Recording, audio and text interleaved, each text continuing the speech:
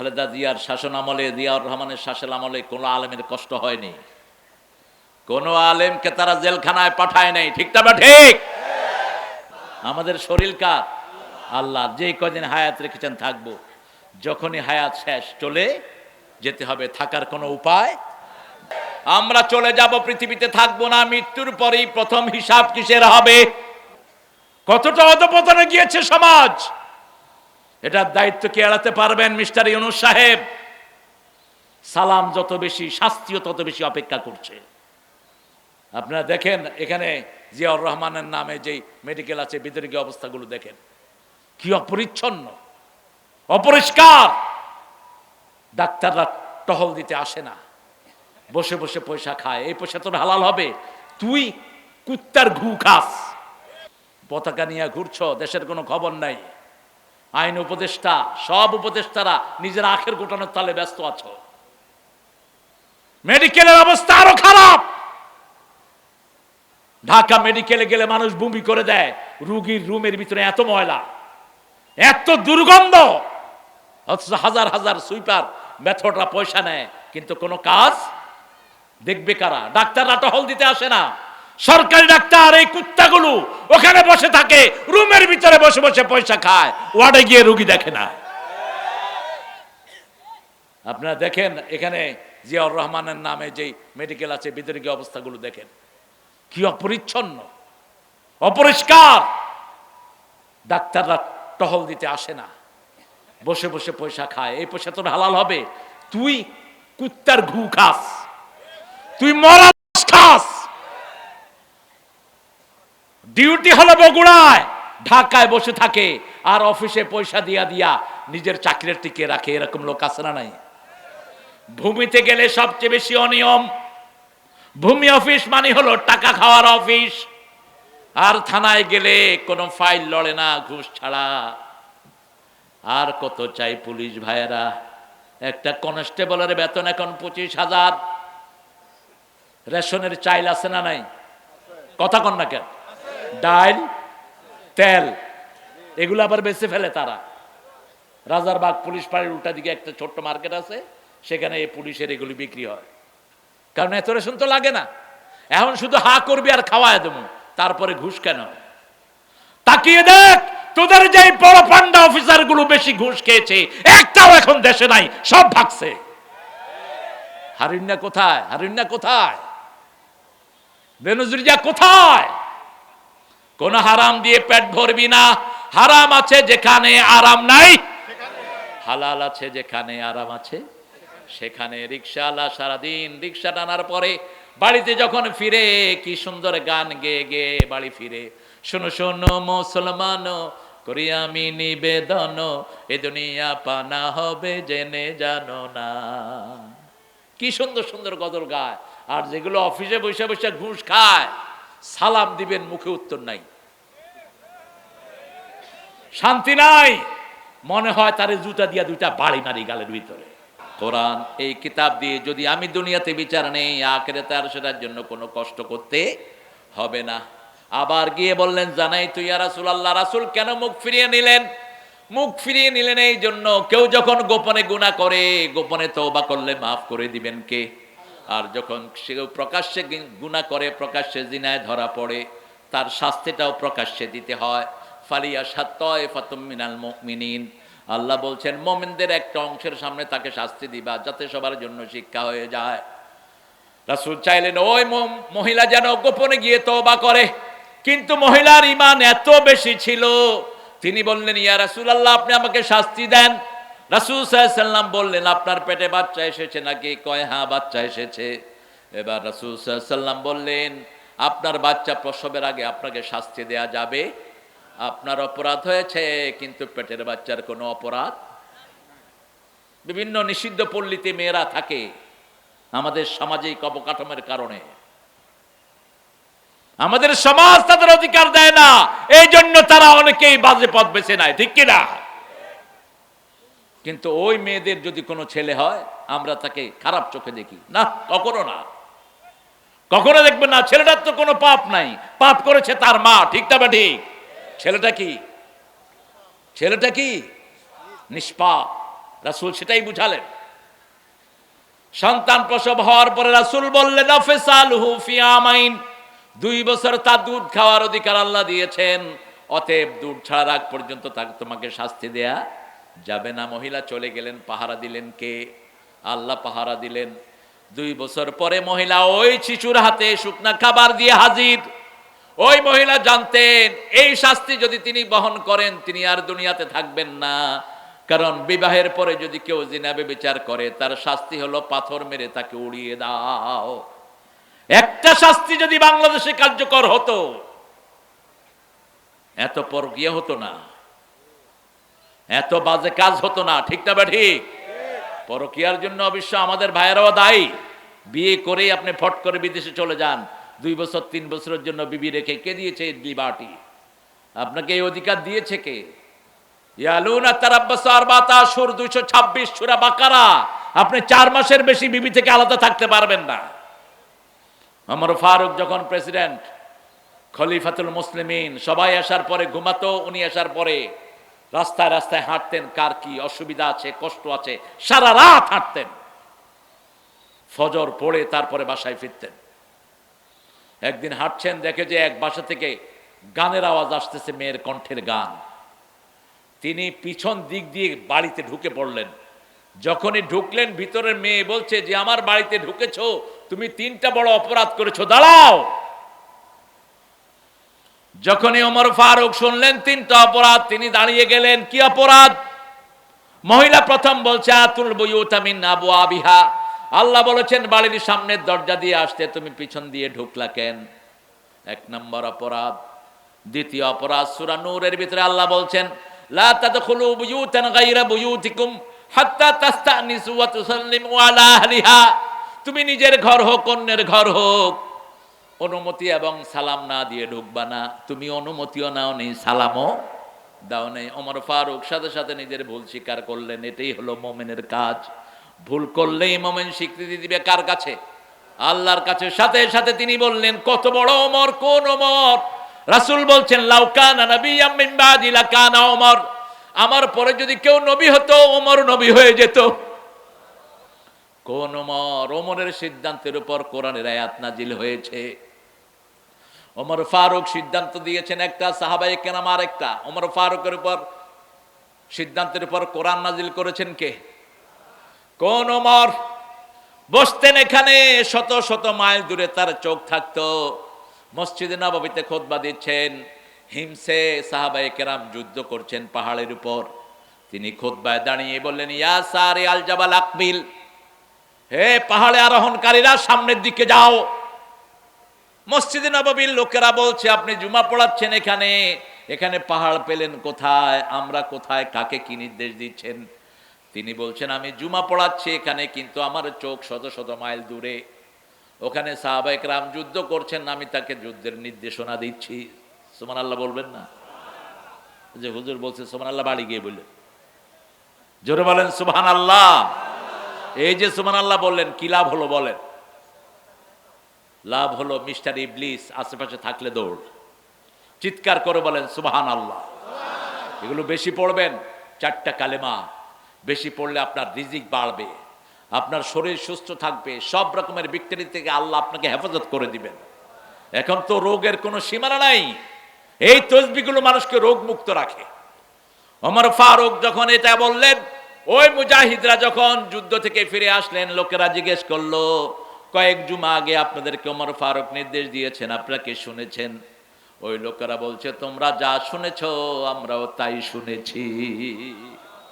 নীল নদের পানি শুকিয়ে ফেলতো দৈত্যরা, জিনেরা, সুন্দরী রমণী বলি দিলে এটা ছেড়ে দিত। এখনো বলি সিস্টেম হিন্দু ধর্মে আছে না নাই? ওমর ফারুক যখন ক্ষমতায় বসলেন, ওনার কাছে মিশর থেকে আসলো যে ইয়া রাসূলুল্লাহ, ইয়া ওমর খলিফাতুল মুসলিমিন, বছরের একটা সময় নীল নদের পানি শুকিয়ে যায়, 4টা নদীর জন্ম হলো জান্নাতে। কয়টা নদী? আরে কথা বলেন না কেন? নীল নদ, দজলা, ফোরাত, টাইগ্রিস, আরেকটা নদী, এই 4টা নদীর জন্ম জান্নাতে। জান্নাতি মাছ হলো তেলাপিয়া। নীল নদে সবচেয়ে বেশি কোন মাছ? তেলাপিয়া। তেলাপিয়া খাবেন, অসংখ্য রোগের ঔষধ। ইন্টারনেটে এগুলো প্রায় আসে। এখন পয়সাওয়ালারা তেলাপিয়া খায় না, কারণ এটা গরিবের মাছ। গরিবেরই তো হার্ট ভালো, আর পয়সারই তো হার্ট খারাপ, ঠিক না বা ঠিক? গরিবের শরীর খুব ভালো, 2 কেজি গোস্ত দিলে খায়া কয় আরো 2 কেজি দে, আমি আছি। আর পয়সাওয়ালারা দিলে 1 টুকরা খায়া কয় আমার দৌড়ছে, তো দরাই থাকবে। তো তেলাপিয়া খাবেন, আর খাবেন পাঙ্গাস। পাঙ্গাসের তেল হার্টের মহা ঔষধ। এটা আমার কথা না, ডক্টর বদরুদ্দোজা চৌধুরী, বিএনপির, যিনি এক সময় সেক্রেটারি ছিলেন, প্রেসিডেন্ট ছিলেন বাংলাদেশের, তিনি বলেছেন তার লেখনীর ভিতরে। তো ওমর ফারুক বললেন আবার একটা চিঠি নীল নদকে নিয়ে দাও। তিনি লিখলেন ইয়া নাহারে নীল, উপরে লিখলেন বিসমিল্লাহির রহমানির। কথা কন না কেন? বিএনপি কে বলা হতো কিসের সরকার? বিসমিল্লাহ সরকার। কিসের সরকার? জানেও না, জানেও না কিসের সরকার? বিসমিল্লাহ সরকার। লিখেছে বিসমিল্লাহির রহমানির রহিম ইলা নাহারে নাইল। নীলনদ তোমাকে লিখছি, এই চিঠি পাওয়ার পরে তুমি আর শূন্য থাকবা না, তুমি ভর্তি হয়ে যাও। চিঠি ছাড়তে দেরি, ভরতে আজও সেই নীল নদের পানি 1 ছটাক কমে যায় না। পৃথিবীর বিশুদ্ধ পানিদের একটি পানি নীল নদের পানি।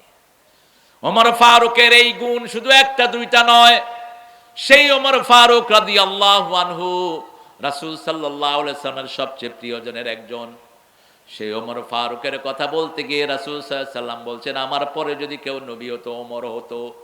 আবার এই ওমর ফারুকের ব্যাপারে রাসূল বলছেন আমি মেরাজে গেলাম, ওযু করছি, সামনে তাকিয়ে দেখি জান্নাত, এত সুন্দর একটা বিল্ডিং জান্নাতে, আমি এত সুন্দর বিল্ডিং আর কখনো দেখি নাই। আমি জিবরাইল আমিন আলাইহিস সালামকে জিজ্ঞেস করলাম এত সুন্দর বিল্ডিং আল্লাহ কার জন্য বানিয়েছেন? সাইয়েদনা জিবরাইল আমিন আলাইহিস সালাম বলছেন ইয়া রাসূলুল্লাহ, এটা আল্লাহ ওমর ফারুকের জন্য বানিয়েছে। অর্ধ পৃথিবী করেছে শাসন, ধুলার তক্তে বসে, খেজুর পাতার প্রাসাদ তোমার বারবার গিয়েছে খসে। অর্ধ পৃথিবী শাসন করেছেন, কিন্তু তার ঘর ছিল বালুর। কিসের ঘর? নিচে বালু, চারিদিকে খেজুর পাতার ছাউনি। এই ছিল ওমর। দুপুরের সময় রেস্ট নিতেন খেজুর গাছের তলায়। আর এখন আমাদের প্রাসাদ হয়েছে, পয়সা যার যত বেশি তার ভয় তত বেশি, ঠিক কিনা? যার পয়সা কম তার কোনো ভয়, যেখানে সেখানে ঘুমাইতে পারে। রিকশাওয়ালা কোথায় ঘুমায়? রিকশার উপরে। নিলে আর কি নিবি? নৌকার মাঝি কোথায় ঘুমায়? নৌকায়। আর আমাদের যেগুলোর পয়সা বেশি এগুলোর পাহারাদারও, তারপরও ঘুম নাই। চোখ এমনি তাকায় রয়েছে, কয় ঘুমান না কেন? কয় ঘুমান আসে না, ট্যাবলেট খা। ট্যাবলেট না, দুনিয়া খাইলেও তোর ঘুম আসবে না। অন্য মানুষের ঘুম হারাম করেছিস, আল্লাহ তোর ঘুম ছিনিয়ে নিয়েছে, ঠিক কিনা? অন্য মানুষের শান্তি নষ্ট করেছ, তোমার শান্তি নষ্ট করে দিবেন কে? ওই সময়কার রোম থেকে ওমর ফারুককে দেখতে আসলেন একজন অ্যাম্বাসেডর। এসে তিনি তালাশ করছেন মদিনায়, আয়না কুসুরুকুম, তোমাদের বাদশার প্রাসাদ কোথায়? লোকেরা বলল লাইসালানা আমির, লাইসালানা মালিক, আমাদের কোনো বাদশা নাই, আমাদের একজন আমির আছেন। দুপুর বেলায় তিনি কোনো গাছের নিচে শুয়ে আছেন। বলছে বলো কি তার ঘর নাই? বলছে ঘর হলো খেজুর পাতার ঘর, কোন গাছের তলায় তিনি ঘুমিয়ে আছেন। দেখতে কেমন? সামনে চুল কম, পিছনে ঘাড় পর্যন্ত লম্বা চুল, বুক ভরা দাড়ি, লম্বা আকৃতির। ওই লোকটা হাঁটতে হাঁটতে গিয়ে দেখে একটা লম্বা খেজুর গাছের ছায়া একজন হাতটাকে বালিশ বানিয়ে শুয়ে আছে। তিনি মিলাতে লাগলেন, লোকদেরকে জিজ্ঞেস করলেন মান হাদার রাজুল, উনি কে? বলছে আমিরুনা ওমর ফারুক রাদিয়াল্লাহু আনহু, তিনি হলেন আমাদের আমির ওমর ফারুক। লোকটা দেখে কাঁদতে শুরু করলো আর বলল আদিলতা আমিনতা, তুমি মানুষকে আদল দিয়েছো, মানুষের হক দিয়েছো, আল্লাহ তোমাকে নিরাপত্তা দান করে দিয়েছে। আমরা মানুষকে হক দিব, তাহলে আমাদের হক দিবেন কে? ওই মহিলাকে রাসূল বললেন কোমর পর্যন্ত গাড়িয়ে দাও। কোমর পর্যন্ত গাড়িয়ে দেওয়া হলো এবং তাকে স্টোনিং করা হলো, পাথর মারা হলো। চারিদিক থেকে পাথর মারা হচ্ছে, রক্ত ফিনকি দিয়ে বের হচ্ছে। একজন সাহাবীর গায়ে সে রক্ত পড়লো, সাহাবী একটা গালি দিয়ে বসলেন। রাসূল সাল্লাল্লাহু আলাইহি সাল্লাম শুনে বললেন, কাকে গালি দিয়েছো? এই মহিলাকে তোমরা চিনো নাকি? এই মহিলার তওবা যদি ভাগ করে দেয়া হয় পুরা মদিনাবাসীর জন্য সেটা যথেষ্ট হয়ে যাবে। কি বরকতি মহিলা! এই জন্য আখিরাত চোখের সামনে রাখবেন। চোখের সামনে যারা আখিরাত রাখে তারা কোরআন পড়ে। সূরা বনী ইসরাঈলের ৪৫ নম্বর আয়াতে আল্লাহ বলছেন, ফাইদা ক্বারাতাল কুরআনা জাআলনা বাইনাকা ওয়া বাইনাল্লাযীনা লা ইউমিনুনা বিল আখিরাতি হিজাবাম মাসতুরা। ফাইদা ক্বারাতাল কুরআনা, যখন তুমি কোরআন পড়বা, জাআলনা বাইনাকা ওয়া বাইনাল্লাযীনা লা ইউমিনুনা বিল আখিরাহ, যারা ঈমান এনেছে আর যারা আখিরাতে ঈমান আনে নাই তাদের মধ্যে আমি পর্দা সৃষ্টি করে দেই। তারা দেখে না, আপনাকে হাজার তালাশ করবে কিন্তু আপনি কোরআন পড়বেন আপনাকে তারা দেখবে না। যেমন রাসূলকে দেখতো না। সূরা তাব্বাত ইয়াদা যখন নাজিল হয়, আবু লাহাবের স্ত্রী জামিলা হাত পাথর নিয়ে রাসূলকে মারার জন্য বের হলো, খুঁজতে লাগলো আয়না মুহাম্মদ। রাসূল বললেন আবু বকর, তিনি কাবার সামনে বসা ছিলেন। আবু বকর, জামিলা আসতেছে পাথর নিয়ে, আমাকে খোঁজ করবে, আমি এখন কোরআন পড়া শুরু করব। জামিলা তোমাকে দেখবে কিন্তু আমাকে দেখবে, কথা কন না কেন? কষ্ট হচ্ছে আপনাদের? কিন্তু আমাকে দেখবে না। রাসূল কোরআন পড়া শুরু করলেন। জামিলা আসলো, আবু বকর রাদিয়াল্লাহু আনহুকে বললেন, নাইনা সাহেবক, তোমার সাথী কোথায়? আবু বকর বললেন, একটু আগে এখানেই ছিল।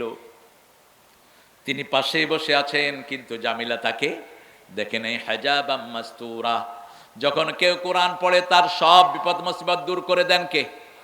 যখন করোনা আমাদের দেশে সবচেয়ে ভয়াবহ রূপ ধারণ করেছে, ওই সময়কার প্রধানমন্ত্রী কাঁঠাল রানী বলছে, হেফজোখানাগুলো খুলে দাও।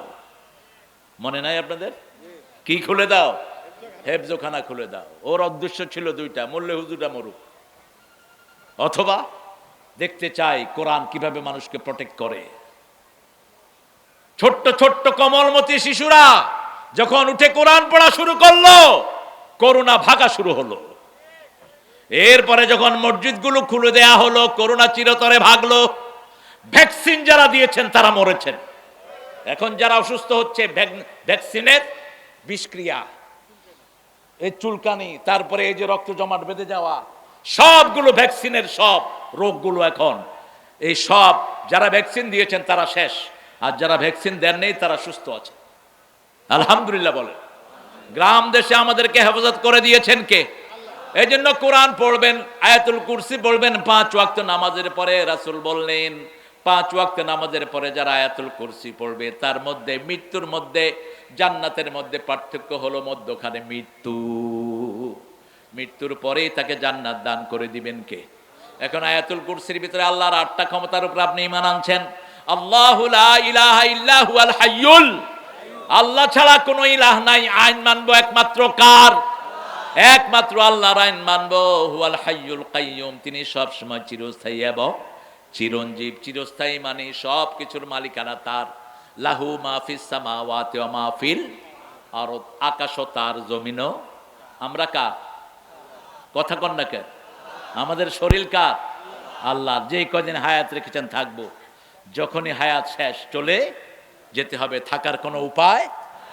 লাহু মা ফিস সামাওয়াতি ওয়া মা ফিল আরদ মান দাল্লাযী ইয়াশফাউ ইনদাহু ইল্লা বিইذনিহি, আল্লাহর হুকুম ছাড়া সুপারিশ করার ক্ষমতা কারো।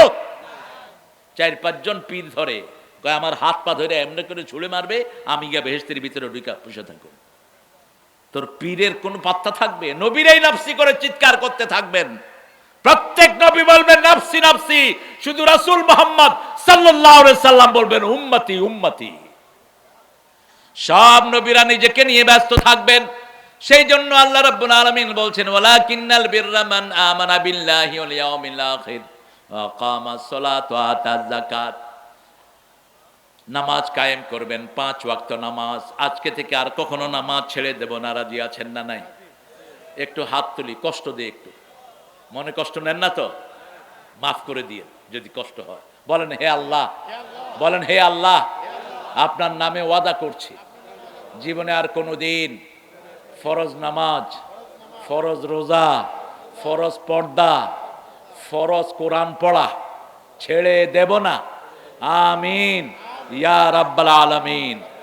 এখন রাতে 10 আয়াত কোরআন যারা পড়ে, রাসূল বলছেন আল্লাহ তাদের নামটা গাফেলদের কাতারে লিখবেন না। কয় আয়াত? 10 আয়াত।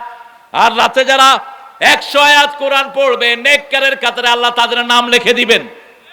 সূরা ফাতিহা যদি 10 বার পড়েন 70 আয়াত হয়ে যায়। সূরা ইখলাস যদি 10 বার পড়েন 40 আয়াত হয়ে যায়। 110 আয়াত হয়ে গেল। সূরা ইখলাস 2 বার পড়লেন, অথবা সূরা ইখলাস একবার, সূরা ফাতিহা একবার, 11 আয়াত হয়ে যায়। গাফেলের মধ্যে আল্লাহ আপনার নাম লিখবেন না। রাসূল সাল্লাল্লাহু আলাইহি সাল্লাম বলছেন, যারা ঘরে ওযু করে, ওযুর পানি যখন হাতে দেয় হাতের গুনাহগুলো ঝরে যায়। গত সরকারের আমলে ইফতার পার্টি হতো না। ইফতার পার্টি হলে কি খরচ হইব? কথা কন না কেন? পয়সা খরচ হইব। আহা, অথচ মানুষকে খাওয়ালে সবচেয়ে বেশি খুশি হন কে? কিছু সাহাবী এসে রাসূল সাল্লাল্লাহু আলাইহি সাল্লামকে জিজ্ঞেস করলেন, ইয়া রাসূলুল্লাহ, আমরা শর্টলি জান্নাতে যেতে চাই। রাসূল বলেন, ইফশাউস সালাম, সালাম দিবা। কি দিবা? সালাম দিবা। আতিআমুত তুআম, মানুষকে খাওয়াবা। নিজে খাবা কম, মানুষকে খাওয়াবা বেশি। আজকে এই সুমন চৌধুরীর বাড়িতে গণ খাওয়া হইতেছে, আপনারা যাবেন।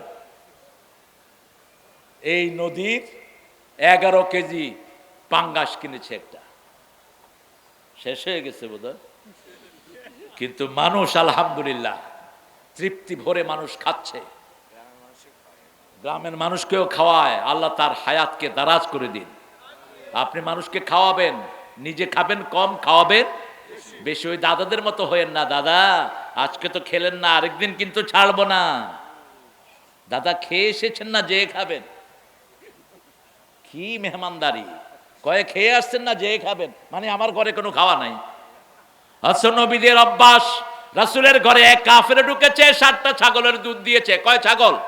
7 ছাগলের দুধ খেয়ে কাফের পড়ছে লা ইলাহা ইল্লাল্লাহ, লা ইলাহা ইল্লাল্লাহু মুহাম্মাদুর রাসূলুল্লাহ সাল্লাল্লাহু। আপনার পাশে বেনমাজি তাকিয়ে এনে খাওয়ান, খাওয়ায়া বলেন, ভাই নামাজ আর ছেড়ে দিও না, 5 ওয়াক্ত নামাজ পড়বা। 1 ওয়াক্ত ছেড়ে দিলে ওই সময় যদি তুমি মারা যাও মুমিন হতে মরতে পারবা না। ঠিক না বা ঠিক?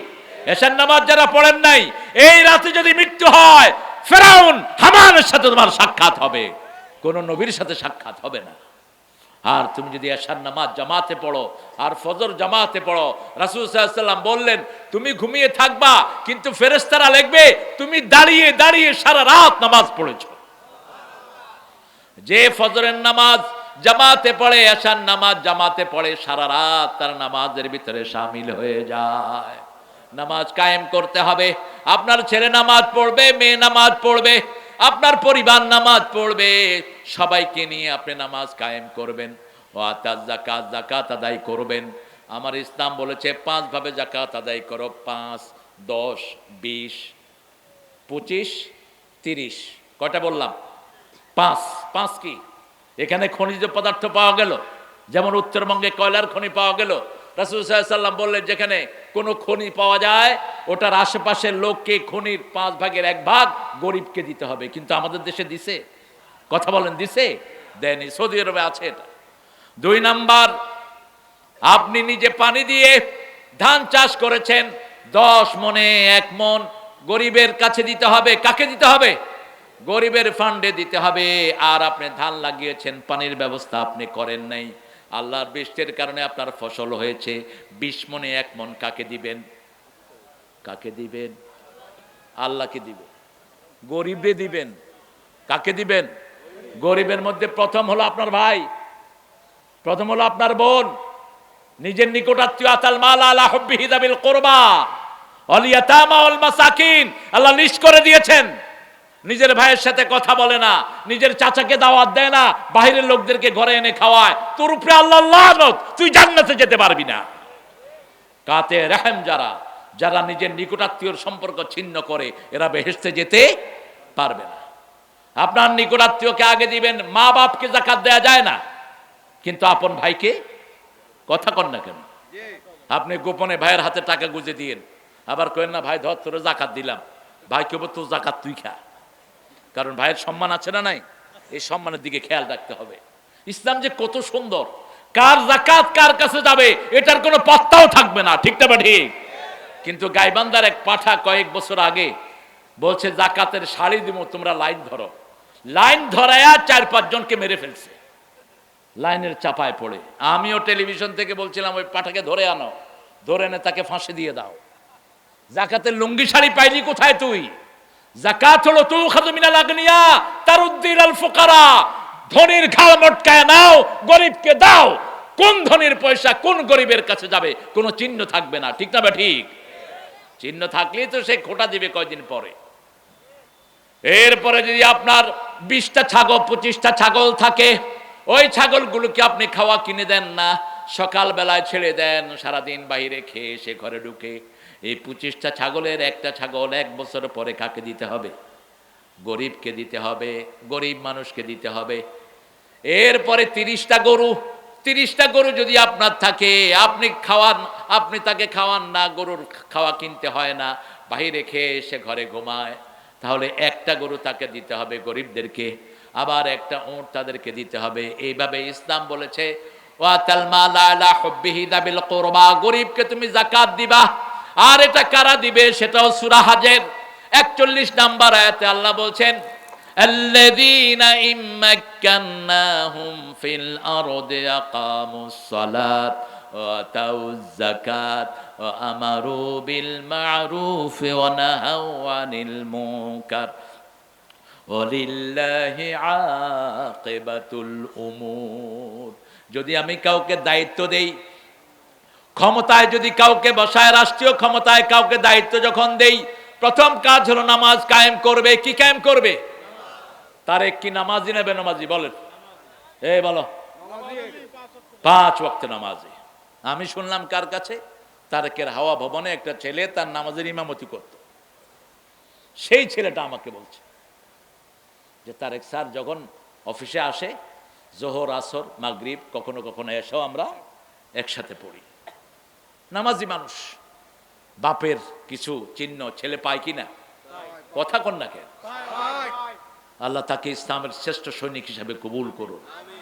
আমরা নামাজ ছাড়বো না। আপনি আপনার বাচ্চাদেরকে নিয়ে নামাজে যাবেন, আপনার বাচ্চাদেরকে ভালো করে দিবেন কে? আমরা তো ছোট বাচ্চা দেখলে কুদে আসে আমাদের অনেক মুরব্বীরা। ছোট বাচ্চা বাপের সাথে মসজিদে গেছে, এই বাচ্চা মনে করে আল্লাহ আমাকে বাঁচা, জীবনে আর মসজিদে যাব না। রাসূল বলছেন আমি আসরের নামাজ পড়াচ্ছি, ঘর থেকে হোসাইন ছুটে গিয়ে আমার মাথায় বসে গেছে, আমি সেজদা লম্বা করে দিলাম, অনেক লম্বা হয়ে গেল সেজদা। নামাজ শেষ করার পরে লোকেরা জিজ্ঞেস করলো ইয়া রাসূলুল্লাহ, এত লম্বা সেজদা তো আসরে দেন না, অসুস্থ হলেন নাকি, ওহী আসলো নাকি? রাসূল সাল্লাল্লাহু আলাইহি ওয়াসাল্লাম বলেন আমার মাথায় নাতি বসা ছিল, তাকে কষ্ট দিতে চাই না, আমি সেজদা লম্বা করে দিয়েছি। আমরা হলে এরকম টান দিতাম, টান দিয়ে হের মারে লইতাম এক চোট, এই দেখোস না আমি নামাজ পড়তেছি, তোর পোলা আমার ঘাড়ে কেন? রাসূলের ঘাড়ে কে বসা? কে বসা? আরেকদিন রাসূল জুমার বর্ণনা দিচ্ছেন, ঘর থেকে ছুটে আসছে, বাচ্চাদেরকে তো কন্ট্রোল করা যায় না। যেমন আজকে দুপুরে খাওয়ার সময় ওই যে আমার সাথে আসছে আজমি, ওর ছেলে মেঘদাদ, হায়রে চঞ্চল, এটা ধরতেছে ওটা ধরতেছে এটা ধরতেছে। যারা চঞ্চল বেশি এদের ব্রেনও বেশি। আপনি একে রাগ দিবেন না, একে কড়াকড়ি করবেন না, এর ব্রেনটাকে কাজে লাগিয়ে দেন। হোসাইন রাদিয়াল্লাহু আনহু এসে রাসূলের কোলে বসে পড়লেন। রাসূল সাল্লাল্লাহু আলাইহি ওয়াসাল্লাম একটু রাগ করলেন না, হোসাইনের এই জায়গায় চুমু দিতেন, রাহমাতাল লিল, এই গলাতে গন্ডদেশে। হোসাইন থেকে হাসান থেকে ঘ্রাণ নিতেন আর বলতেন হাসান হোসাইন রাইহানাতুল জান্নাহ, দুইজন হলো জান্নাতের খুশবু। সুবহানাল্লাহ, জান্নাতের খুশবু। আর ইয়াজিদ বদমাশ, এই শয়তান একজনকে জবাই করেছে, আরেকজনকে বিষ খাওয়ায় দুনিয়া থেকে বিদায় করেছে। এখন এই ইয়াজিদের নামে অনেকে সাপাই গাও, যারা রাজতন্ত্র পছন্দ করো তারাই ইয়াজিদের সাপাই গাও, অন্য কেউ গাইবে না। ইয়াজিদের শাসন আমলে হুসাইনকে জবাই করা হয়েছে, ঠিক না ঠিক? কোনো বিচার সে করে নেই। আর হাসানকে খাওয়ার সাথে বিষ মিশায়া দুনিয়া থেকে বিদায় করেছে। দুইজনই জান্নাতের যুবক। রাসূল সাল্লাল্লাহু আলাইহি ওয়াসাল্লাম যখন নামাজ পড়তেন শিশুদেরকে পাশে রাখতেন, বিশেষ করে ঘরে যখন পড়তেন হাসান হুসাইন দুই পাশে থাকতেন, ঘাড়ে উঠতেন, কোলে উঠতেন, তাদেরকে নিয়েই নামাজ আদায় করতেন। রাহমাতাল লিল আলামিন আল্লাযীনা ইম্মাক্কান্নাহুম আকামুস সালাত, প্রথম নামাজ কায়েম করবেন। আমরা বললাম নামাজ কায়েম করলে কি লাভ? আল্লাহ রাব্বুল আলামিন সূরা আনকাবুতে উত্তর দিচ্ছেন, আতলু মা উহিয়া মিনাল কিতাব ওয়া আকিমিস সালাত ইন্নাস সালাতা তানহা আনিল ফাহশাই ওয়াল মুনকার ওয়া লাযিকরুল্লাহি আকবার আল্লাহু ইয়ালামু মা তাসনাউন। আল্লাহ বলছেন যা ওহী করেছি সা তেলাওয়াত করো। আতলু মা উহিয়া ইলাইক, তেলাওয়াত করো, সূরা বাকারা পড়ো, সূরা ইখলাস পড়ো। সূরা ইখলাস যারা 10 বার পড়বে জান্নাতে তার জন্য বাড়ি হয়ে যাবে। রাসূল বললেন 10 বার পড়ো জান্নাতে বাড়ি হবে। জান্নাতের বাড়ি বেদখল হওয়ার কোনো সম্ভাবনা? গত 17 বছর বিএনপির লোকেরা, জামাতের লোকেরা ঘরে থাকতে পারে নাই, ঠিক না ঠিক? কথা বলেন না কেন? আর এখন তাদেরকে আমরা কিন্তু কেউ তাড়াই নেই। আমরা কেউ তাড়াইছি? আমরা একটা ভেসকি দিছি? কিচ্ছু করিনি। তাদের কপাল নিয়ে তারাই চলে যায়। চল, গণভবনে যদি আর কিছুক্ষণ থাকতেন আপনি কাঁঠাল রানী, তাহলে আপনার শরীরে কত টুকরা তখন দুনিয়া দেখতো। উড়ে গেছেন, এখনো কয় যে খুব করে ঢুকবো, খুব করে ঢুকেন না। সারা বাংলাদেশে সব স্বাধীনতার পক্ষের শক্তিরা জাগ্রত আছে, ঠিক না ঠিক? যারা রক্ত দিয়েছে এমন কোন ইউনিয়ন নাই যে ইউনিয়নে বিএনপির শক্ত ঘাঁটি নাই। বিএনপির ছেলেরাই সবচেয়ে বেশি এদেরকে আক্রমণ করেছে। এখন দুই একটা আছে বিএনপির একটু, এত বড় দল কে কোন হান দিয়া কি খায় টেরও তো পাওয়া যায় না। খাওয়ার পরে না বুঝে যে আসলে ওরাই খাওয়ায়। কয় তুই আমার একটু থাকতে দে, কারণ তুই ছাড়া আমারে মারার এখানে আর কেউ। যা মারছে কারা মারছে? বিএনপি মারছে, ঠিক না ঠিক? এই যে মাঝে মধ্যে দেখেন অমুক নেতা কট, কাদের হাতে কট হয়েছে? বিএনপি। আল্লাহ বিএনপিকে কোরআনের জন্য কবুল করেন। আল্লাহ কোরআনের আন্দোলনের সাথে, যেরকম 5ই আগস্টের আগে আমরা একসাথ হয়ে সন্ত্রাস মোকাবেলা করেছি, আল্লাহ সেরকম শক্তি আমাদেরকে আপনি দান করে দেন। আমরা নামাজ কায়েম করব। প্রথম নামাজ, প্রথম কি? নামাজ। যাকাতের ব্যবস্থা করব। হোক আপনার প্রতিবেশী অত্যন্ত বেনমাজি, আপনি তাকে খাওয়া দিবেন। আপনি তাকে খাওয়া দিলে আপনার উপর খুশি হবেন কে? রাসূল বলছেন যে নিজে পেট পুরে খায় তার প্রতিবেশী না খেয়ে থাকে সে মুমিন না। আপনি কিসের ঈমানের দাবি করেন? আপনার প্রতিবেশী যদি না খেয়ে থাকে, হোক সে হিন্দু, হোক সে বেনমাজি, তাকে খাওয়া দিবেন, তাকে নামাজে নিয়ে যাবেন। তার দুঃখে আপনি দুঃখী হবেন, তার সুখে আপনি সুখী হবেন। রাসূল সাল্লাল্লাহু আলাইহি সাল্লাম মসজিদে এক রাস্তায় যেতেন, আর এক রাস্তা দিয়ে ফিরে আসতেন। এক রাস্তা দিয়ে যেতেন, নতুন রাস্তা দিয়ে যেতেন, এই রাস্তা দিয়ে যেতেন, ওই রাস্তা দিয়ে ফিরে আসতেন। কেন? তিনি দুই পাশের লোকদের খবর নিতেন, কারা খেয়ে আছে, কারা না খেয়ে আছে। ঈদের মাঠ থেকে মানুষের খেদমত করতেন। রাহমাতাল লিল আলামিন। আপনি যাকাত দিতে পারেন না, আপনি যাকাতের আন্দোলন করেন, যাকাতের পক্ষে কথা বলেন। সুদ ইসলামী শরীয়তে সবচেয়ে বড় কবিরা গুনাহ, ঠিক না ঠিক? সুদের 70টি শাখা। কয়টি?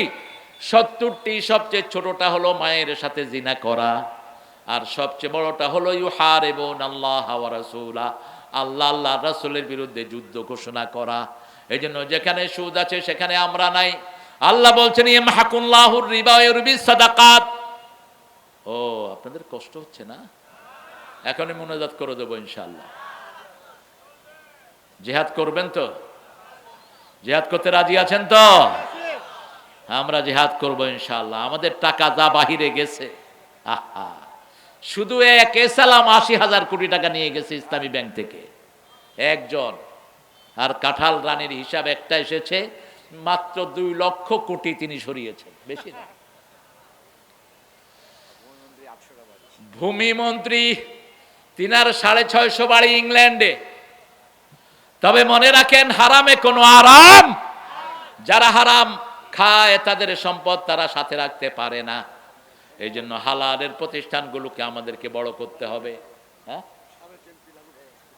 কই লালু ভাই কই? আলহামদুলিল্লাহ। দেখেন কি পুরান একটা গাড়ি আমার লালু ভাই, আর ওই সময় কমিশনার ছিল, টাকা রাখার জায়গা নাই। লালু ভাই আসেন। হ্যাঁ, অনেক সিনিয়র নেতা, সিনিয়র মোস্ট, 3 বারের এমপি। আল্লাহ আমার লালু ভাইকে কবুল করুন, লালু ভাইকে ইসলামের সৈনিক বানিয়ে দিন। আর চিৎকার করে বলেন আমিন। যে অন্য ভাইয়ের জন্য দোয়া করে ওই দোয়াটা আল্লাহ তার জন্য আগে কবুল করে নেয়, বলেন আমিন। আলহামদুলিল্লাহ। আহারে কত স্ট্রং দেখেছি লালু ভাইকে, এখন তো বয়স হয়ে গেছে লালু ভাই। আল্লাহ কবুল করুক, বলেন আমিন। আমরা লালু ভাইকে একটু গ্রহণ করে নেই। 3 বারের আপনাদের এমপি, সফল এমপি। এখানে দাও, এখানে দাও।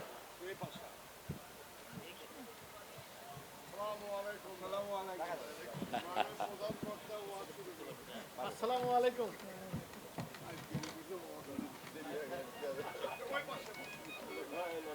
আমার এই পাশে আসেন। আসসালামু আলাইকুম। এখনো সুন্দর, আলহামদুলিল্লাহ।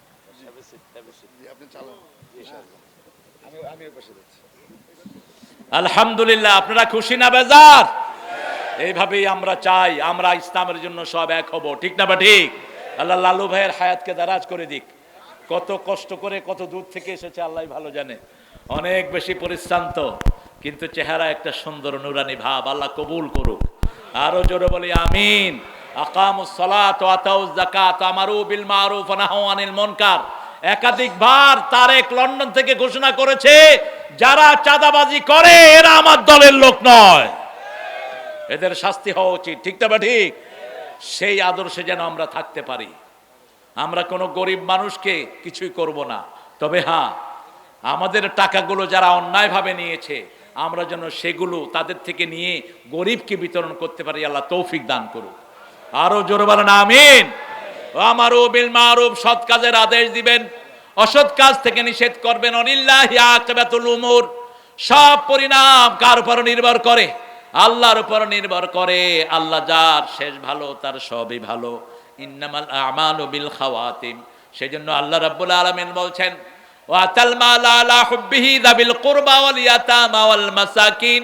তার আগে বললেন, ওয়ালাকিন্নাল বিররা মান আমানা বিল্লাহি ওয়াল ইয়াউমিল আখির ওয়া কামাস সালাত ওয়া আতাজ যাকাত। তারা আল্লাহ রাব্বুল আলামিনের উপর ঈমান আনবে আখিরাতের উপর, আখিরাতকে চোখের সামনে দেখে বিশ্বাস করবে, আর যাকাত দিবে। আর যাকাতের সিস্টেমটা চালু করবে। যাকাতের সিস্টেম যদি বাংলাদেশে চালু হতো, একজন দরিদ্র লোক খুঁজে পাওয়া যেত না, ঠিক না বে ঠিক? যে স্কিমটা নেওয়া হয়েছে, আমি দেখেছি 31টা পয়েন্ট ঘোষণা করেছে এরা তারেকের পক্ষ থেকে। কয়টা? 31 দফা। সেখানে একটা দফা তারা রেখেছে, যাদের ইনকামে তাদের মাস চলে না তাদের কাছে সাহায্য সরকারের পক্ষ থেকে পৌঁছে দেওয়া হবে। আল্লাহ কবুল করুক। জোরে বলেন না আমিন। আরে ভাই, আপনি যদি দোয়া করেন, দোয়া হলো ইবাদত। দোয়াটা কি? ইবাদত। এজন্য রাতের বেলায় রাসূল সাল্লাল্লাহু আলাইহি ওয়াসাল্লাম বলছেন, সূরা বাকারার 285 নম্বর আয়াত, 86 যারা পড়ে সারা রাত ফেরেশতারা তার জন্য নেক লিখতে থাকে।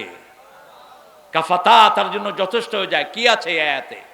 285 নম্বর আয়াতের ভিতরে আল্লাহ বলছেন, আমানার রাসূলু বিমা উনজিলা ইলাইহি মির রাব্বিহি ওয়াল মুমিনুন কুল্লুন আমানা বিল্লাহি ওয়াল ইয়াউমিল আখির ওয়া আকামাস সালাত। কুল্লুন আমানা বিল্লাহি ওয়াল ইয়াউমিল আখির কুল্লুন আমানা বিল্লাহি ওয়া মালাইকাতিহি ওয়া কুতুবিহি ওয়া রুসুলিহি লা নুফাররিকু বাইনা আহাদিম মির রুসুলিহি ওয়া ক্বালু সামি'না ওয়া আতা'না গুফরানাকা রাব্বানা ওয়া ইলাইকাল মাসির। বলেন আমিন। আমরা বলি সামি'না, আমরা শুনলাম। আমরা কি করলাম? শুনলাম। আমরা সব শুনলাম, ইসলামের সব আমরা মানবো, ঠিক না বা ঠিক? সামি'না, আমরা শুনলাম। আল্লাহ বলেন আমিও কবুল করলাম। ও আতা'না, আল্লাহ বলেন আমরা বলি আমরা মেনে নিলাম। আল্লাহ বলেন আমিও তোমার এই জিনিসগুলো কবুল করে নিলাম। এরপরে আমরা বলি গফরানাকা, আল্লাহ জবাব দেয় আমিও তোমার জীবনের গুনাহগুলো মাফ করে দিলাম। আপনি এখনো করেননি, আপনি শুধু বললেন সামেন, আমি শুনলাম, ওয়াতান, আমি মেনে নিলাম, আল্লাহ বলেন আমিও কবুল করে নিলাম। এই জন্য ওয়াদা দিতে আমাদের কোনো আপত্তি নাই। যত ভালো কাজ সবগুলো আমরা করব, যত খারাপ কাজ কোনটার ধারে কাছে আমরা যাব না। ঠিক না ঠিক? সৎ কাজের আদেশ যারা করে, অসৎ কাজের নিষেধ যারা করে, তাদের জন্য জমিন টিকে থাকে। একজন লোক ছিলেন খুব বেশি ফরেজগার, ওই এলাকার জন্য গজব বরাদ্দ হলো। গজবের ফেরেশতারা এসে দেখে একজন খুব বড় ফরেজগার এখানে আছেন। আল্লাহকে বলেন, আল্লাহ আপনার এক ফরেজগার লোক এখানে আছে, আযাব দেব কিনা? আল্লাহ রাব্বুল আলামিন বললেন, তাকে শুদ্ধ জমিনটাকে উল্টিয়ে দাও, কারণ তার আশেপাশে খারাপ কাজ চলে, সে একবারও নিষেধ করে নাই, একবারও সৎ কাজের জন্য আদেশ করে নাই, অসৎ কাজের জন্য নিষেধ করে নাই। আজকে আমাদের গ্রামে গঞ্জে ছড়িয়ে পড়েছে ইয়াবা, ছড়িয়ে পড়েছে গাঁজা। ঠিক না ঠিক?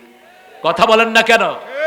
আজকে হাতে হাতে মোবাইল, ছেলেরা কোন দিকে যাচ্ছে কোনো খবর নাই। গ্রামে গ্রামে ঘুপসা ঘুপসা মাগরিবের পরে একসাথে হয়ে হয়ে ছেলেরা বসে থাকে, সেখানে আবার মোবাইলে জুয়া খেলে, মোবাইল জুয়া, ক্যাসিনো। সেখানে হারার কারণে মাকে বাপকে জবাই করেছে এক ছেলে 2-3 দিন আগে দেখলাম, 2-3 দিন আগে। কতটা অধপতনে গিয়েছে সমাজ। এটার দায়িত্ব কি এড়াতে পারবেন মিস্টার ইউনূস সাহেব? সালাম যত বেশি, শাস্তিও তত বেশি অপেক্ষা করছে। পতাকা নিয়ে ঘুরছো, দেশের কোনো খবর নাই।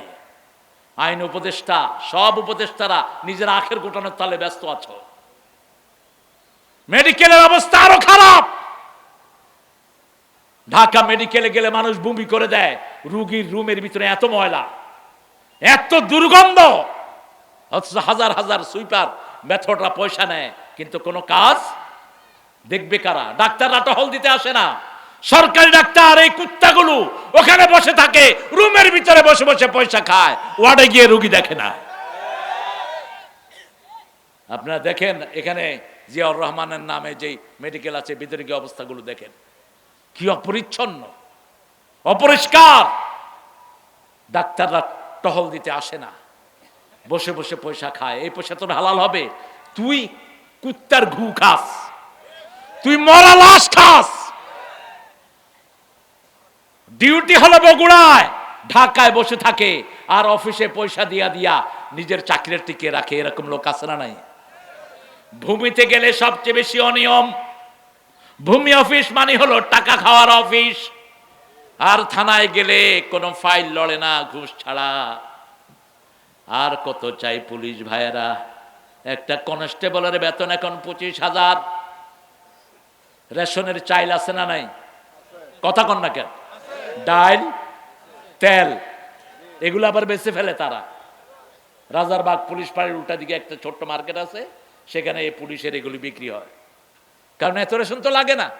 এখন শুধু হা করবি আর খাওয়ায় দেবো, তারপরে ঘুষ কেন? তাকিয়ে দেখ, তোদের যে বড় পান্ডা অফিসার গুলো বেশি ঘুষ খেয়েছে, একটাও এখন দেশে নাই, সব ভাগছে। হারিন্না কোথায়? হারিন্না কোথায়? বেনজিরিয়া কোথায়? কোন হারাম দিয়ে পেট ভরবি না। হারাম আছে যেখানে আরাম নাই, হালাল আছে যেখানে আরাম আছে সেখানে। রিকশাওয়ালা সারাদিন রিকশা টানার পরে বাড়িতে যখন ফিরে, কি সুন্দর গান গেয়ে গেয়ে বাড়ি ফিরে। শোনো শোনো মুসলমান, করি আমি নিবেদন, এ দুনিয়া পানা হবে জেনে জানো না। কি সুন্দর সুন্দর গজল গায়।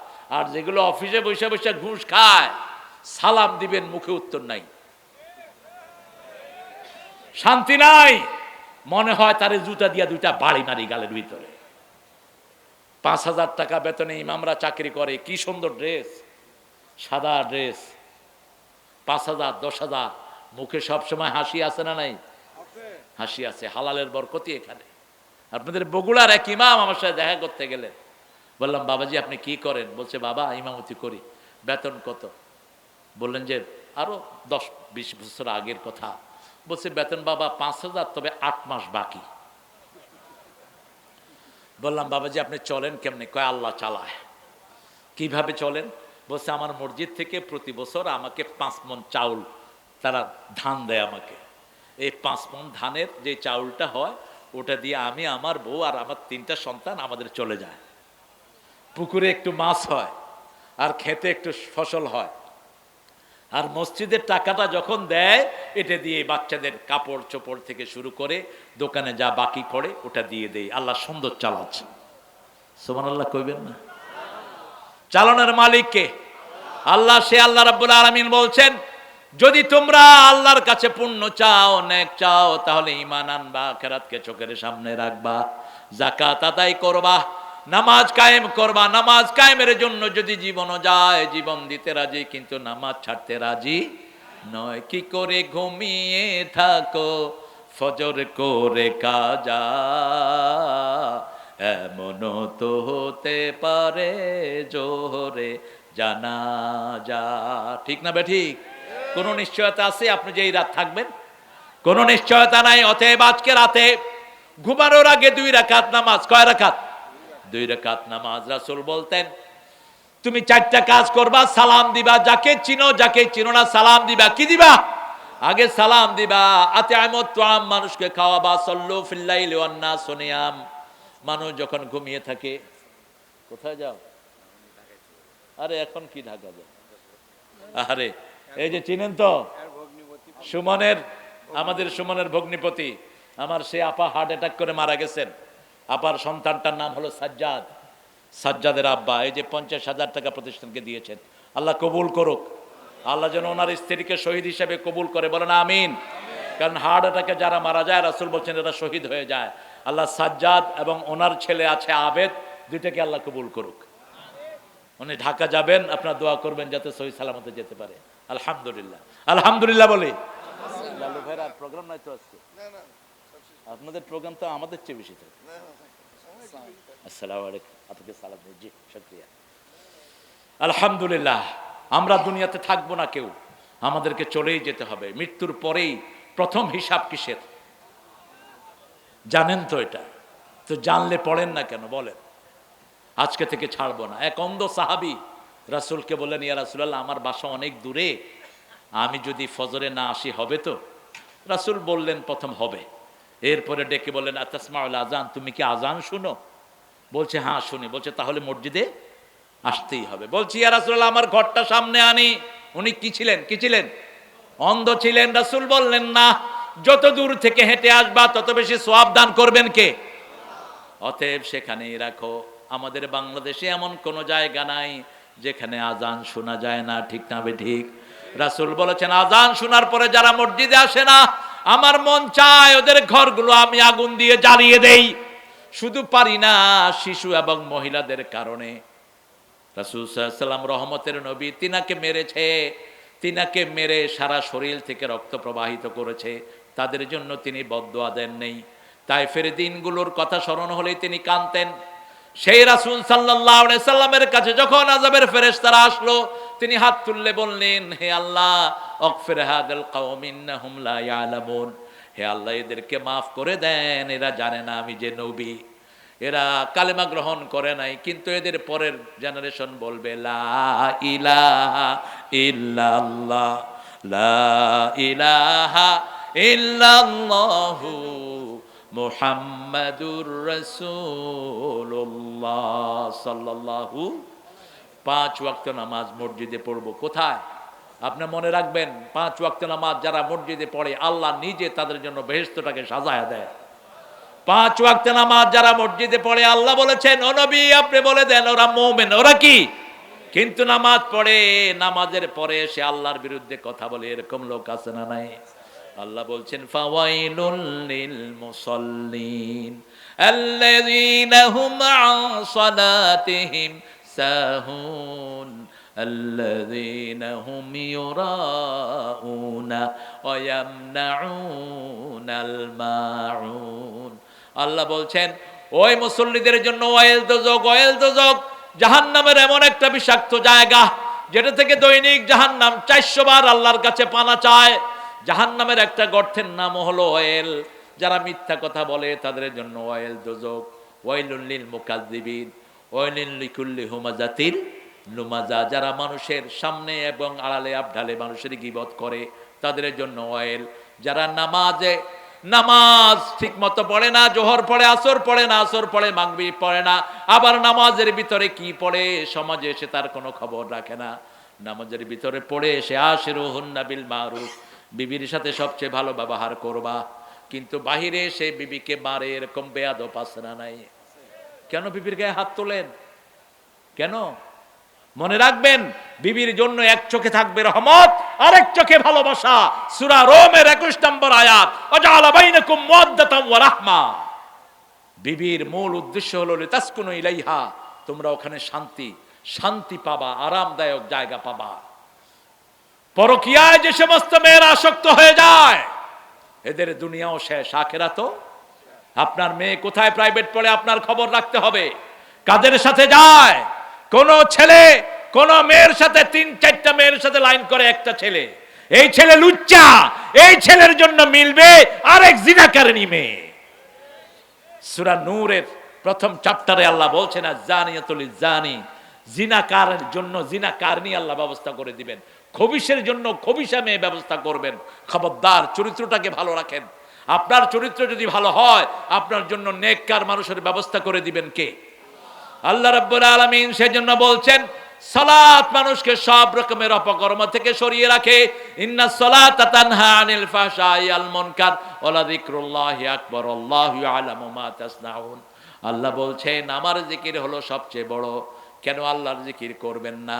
আল্লাহর জিকির করলে দুনিয়াও সফল, আখিরাতও সফল। নামাজটা হলো জিকির, ওয়াযাকারা ইসমা রাব্বিকা ফাসাল্লা, রবের জন্য তুমি নামাজ পড়ো, নামাজটা হলো জিকির। আবার কালেমা হলো জিকির, কোরআন তেলাওয়াত জিকির।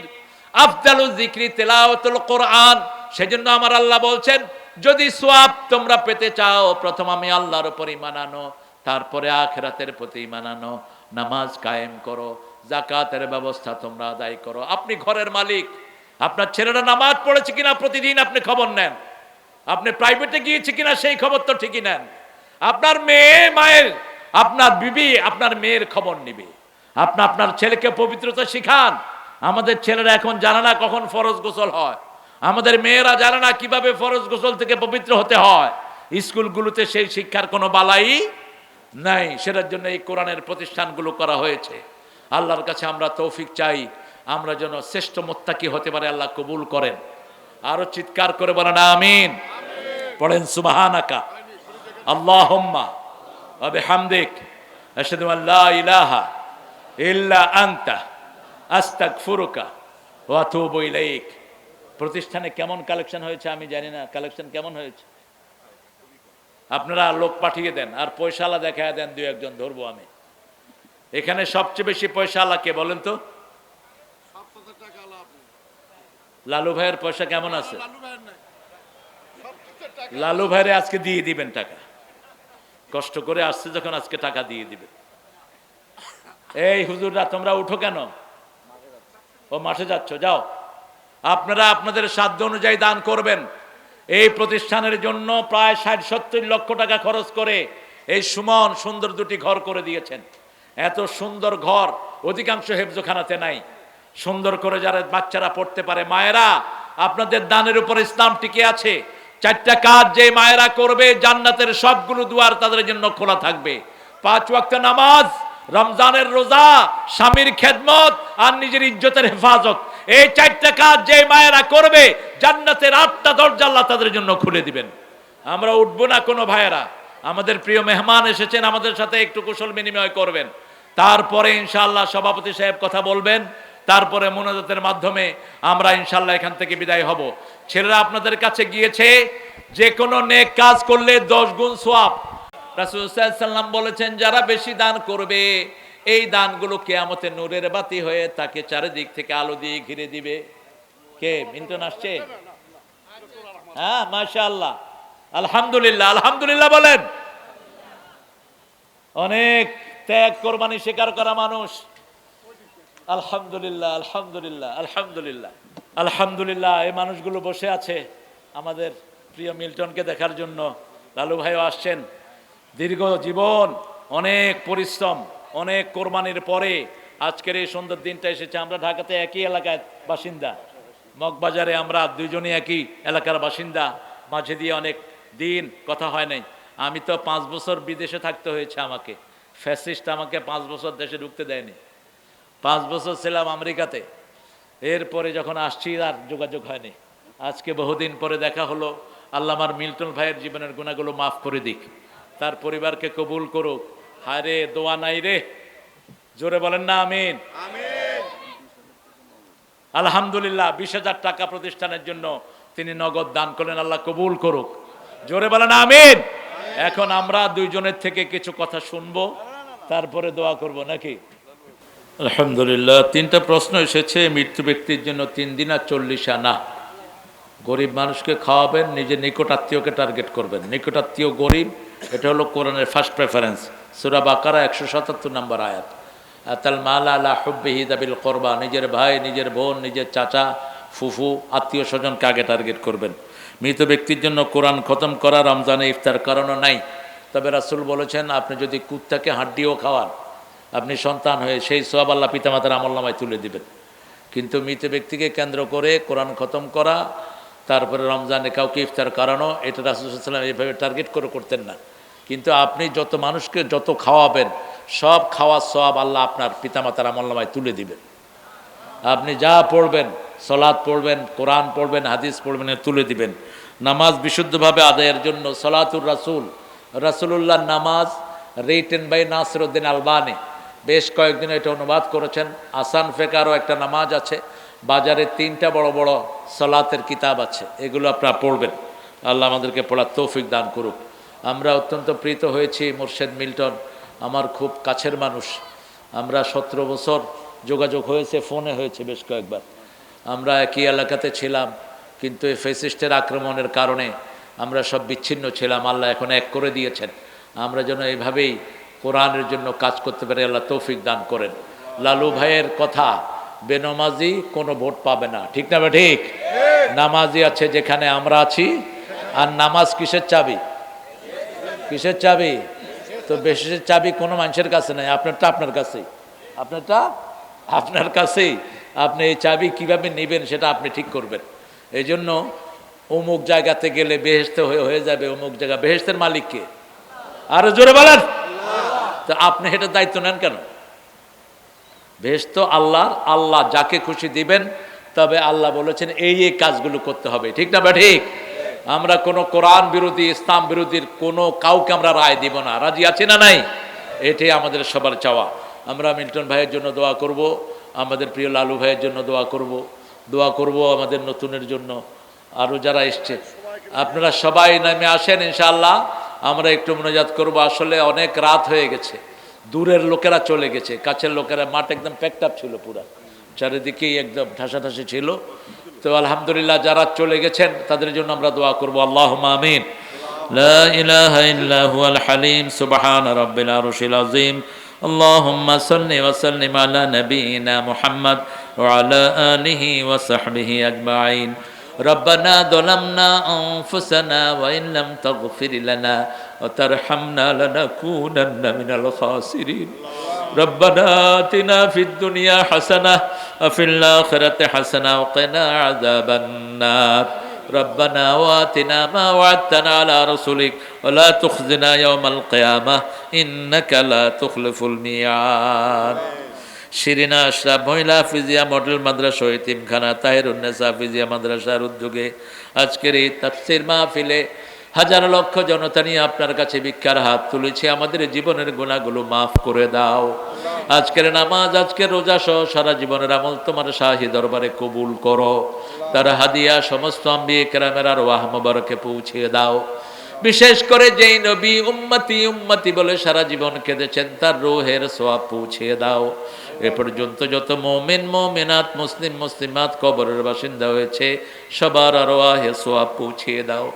বিশেষ করে আমরা যারা হাত তুলেছি, অনেকের মা নাই, অনেকের বাবা নাই, পিতামাতার জীবনের গুনাহগুলো মাফ করে দাও। তাদের কবরকে জান্নাতের বাগান বানায়া দাও। যাদের পিতামাতা বেঁচে আছে হায়াত দারাজ করো। রব্বির হামহুমা কামা রাব্বায়ানি সগীরা।